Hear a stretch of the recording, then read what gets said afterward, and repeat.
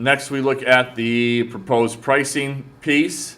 Now, this is the same piece that we looked at in the simulation.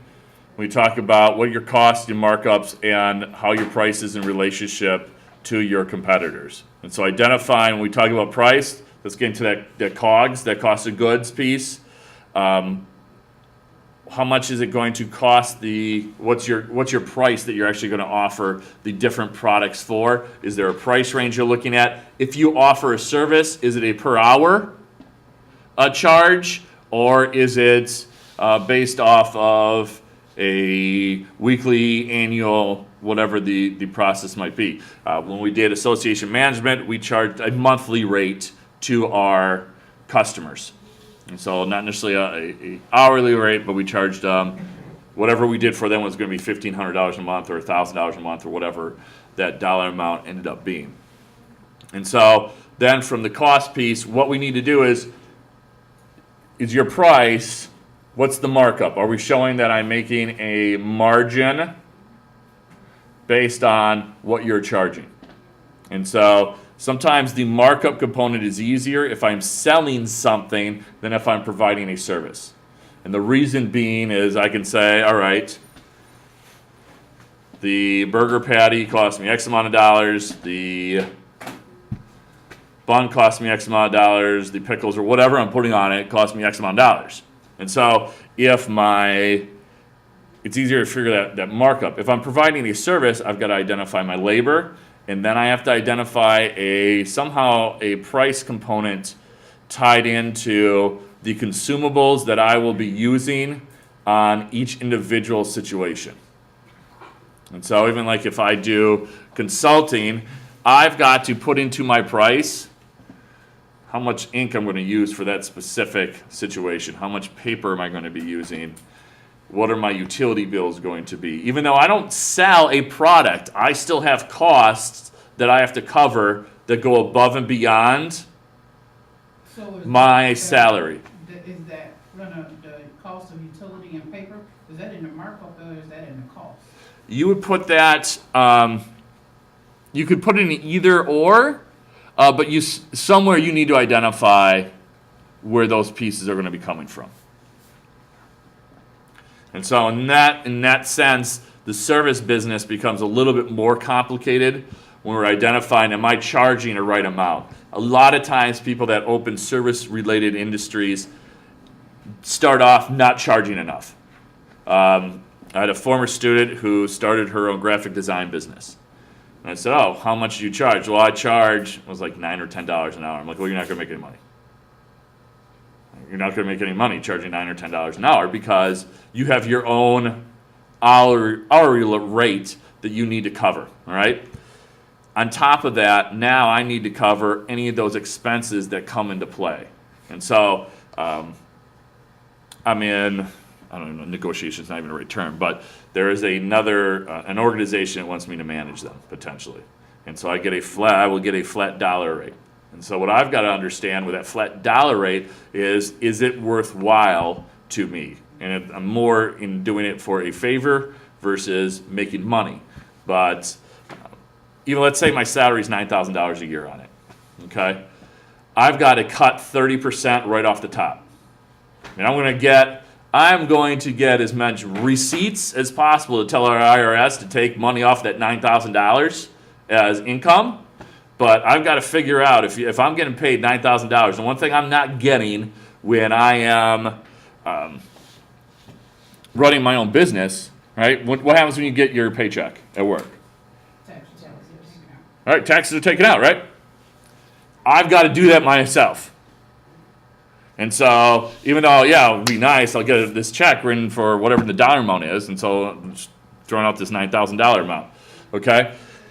I've got to put aside $3,000 at the very least to say that's got to go to Uncle Sam at the end of the year. Now, any other expenses I have, ink, paper, anything that makes that deal less profitable, every receipt I can take off of that amount, that 30% is taken off a smaller amount. So let's say I have $1,000 worth of expenses. Well, I take 30% off of $8,000 versus $9,000. But as those expenses line up, I've got to figure out what those expenses are going to be, because what happens if my expenses are $10,000 and I charge you $9,000 for my services? Well, then I lost money on the deal. And so I've got to make sure when I'm figuring out how much I'm charging for my services that I'm putting in these other costs that I know that are going to contribute to the overall function of the business. And so even like when we did association management, we tried to bring in customers. We were in a situation where we bid each customer separately for the dollar amount or the contribution they would bring in. And so for us to even decide if a customer is worthwhile to bring in, we would look at what are our economies of scale, what am I currently doing? Sometimes we'll lose money in customer A, but it'll make it easier to bring in customer B. Meaning, I know I'm going to have higher expenses, utility bills and stuff, even if I bring in salary. And so we'd look at, all right, I've got someone who's at 50% right now. I could bring in another client, and I wouldn't have to hire someone new. And so then I could take that salary contribution across two people versus across one. And so a lot of times in services, we have to kind of do a one-by-one type of a situation. And then also, how much are you willing to be able to work and to function? And so a lot of times, even like, let's use a cleaning business as an example. You might get a lot of bids for people to come for you, but what's the cost when I add additional employees? Do you just want to be a one-person show? If that's it, then okay, I'm not going to have more than 6 customers or 7 customers. You just have to identify what those customers are going to be and how many hours you're going to spend at that place every week to really identify what you're going to charge them. Some places are going to, obviously, if it's a 5,000 square foot house versus a 1,500 square foot house, I'm going to charge different for those amounts. And so sometimes it isn't just a flat dollar amount. Just like in the simulation, we saw that I can't just do a 30% markup. Each customer situation might be a little bit different in how it fits into my individual workload. What if you have variable costs? Do you try to figure it on the high side? I always say with prices, always go with the high side. Because our costs are generally guaranteed to do one thing. That's go up. Right? Our costs are going to go up.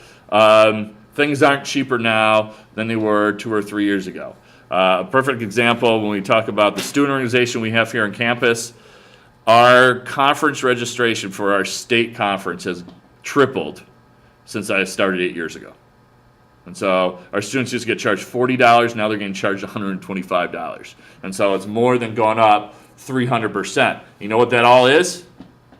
Hotel room rates and food. Nothing else. That is where those dollars have gone up on those 2 individual categories. And so we always have to be prepared that costs are going to go up. And so what happens is, what have we seen with utility bills? They could go up, right? The electric company's not going to come and, hey, guess what? We're going to lower the cost. No, those costs always continue to go up. Even with gas, right now we're seeing that gas prices are down for us consumer-wise. Yeah, it's starting to go up again, but all these other businesses that, your delivery companies and places that when the gas prices were around $4 a gallon, they put fuel charges onto their invoices. They didn't take those fuel charges off because we got down to $2.50 a gallon. And so, best case scenario, prices go up, stay the same. Most likely, they're going to continue to go up. Think about how much you spend on groceries now versus what you spent on groceries 5 years ago. I mean, we used our higher producing grocery stores in 2000. The higher average grocery stores Pick and Save had was in Waukesha County, where the average sale was around $130.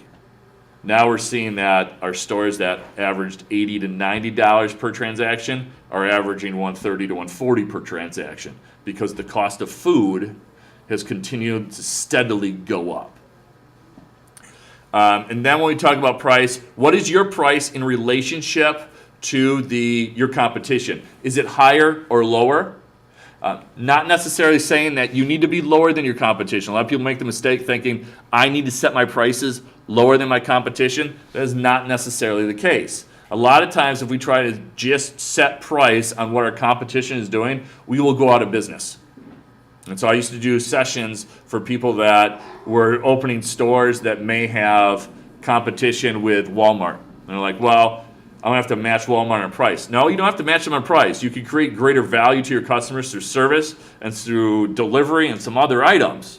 But we just need to identify where your price is in regards to competition to understand what's your advantages and disadvantages when we kind of SWOT the whole piece out.